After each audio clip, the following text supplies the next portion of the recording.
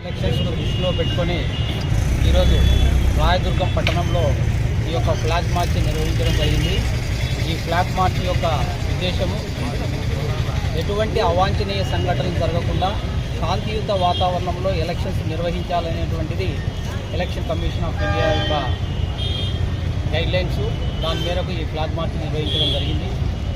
ప్రజలందరికీ కూడా పోలీసులు ఉన్నారు, వాళ్ళు నిర్భయంగా ఓటింగ్ పార్టిసిపేట్ చేసి తమ విలువైన ఓటు హక్కును ఉపయోగించుకోవడానికి భరోసా కల్పించే దాంట్లో భాగంగానే ఈ యొక్క ఫ్లాగ్ మార్చ్ని నిర్వహించడం జరుగుతుంది.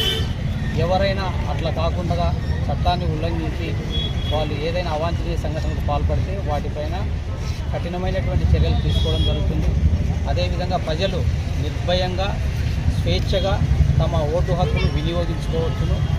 కాబట్టి పోలీసులకు సహకరించి ప్రజలందరూ కూడా ఈ యొక్క రాబోయే ఎన్నికలలో రాయదుర్గం కాన్స్టిట్యుయెన్సీలో ఎలాంటి అవాంఛనీయ సంఘటనలు జరగకుండా పోలీసులతో సహకరించి తమ ఓటు హక్కును వినియోగించుకోవాలని చెప్పేసి పోలీస్ డిపార్ట్మెంట్ తరఫున విజ్ఞప్తి చేస్తున్నాం.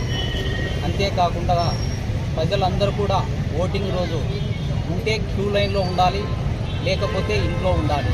ఎటువంటి పరిస్థితుల్లో కూడా బయట ఉండడానికి వీల్లేదు. 144 ఖచ్చితంగా గట్టిగా అమలు చేస్తాం. కాబట్టి ఓటరు నిర్భయంగా స్వేచ్ఛగా ఓటింగ్ కేంద్రానికి వచ్చి ఓటు హక్కు వినియోగించుకోవాలి. ఓటు హక్కు వినియోగించిన తర్వాత ఇంటికి వెళ్ళాలి. Thank you. ఇందులో అన్ని సమస్యాత్మక గ్రామాలలో కూడా ఈ యొక్క ఫ్లాగ్ మార్చ్లను ఏర్పాటు చేయడం జరుగుతుంది. అదేవిధంగా కార్డన్ అండ్ సర్చ్ ఆపరేషన్స్ కూడా నిర్వహించడం జరుగుతోంది. ఆల్రెడీ మన సబ్ డివిజన్లో 17 inter state check post border check పోస్ట్ను కూడా మనం పెట్టడం జరిగింది. దాదాపుగా మనం ఎక్కువ మోతాదులోనే NDPL లిక్కర్లు, క్యాష్ను కూడా సీజ్ చేయడం జరిగింది.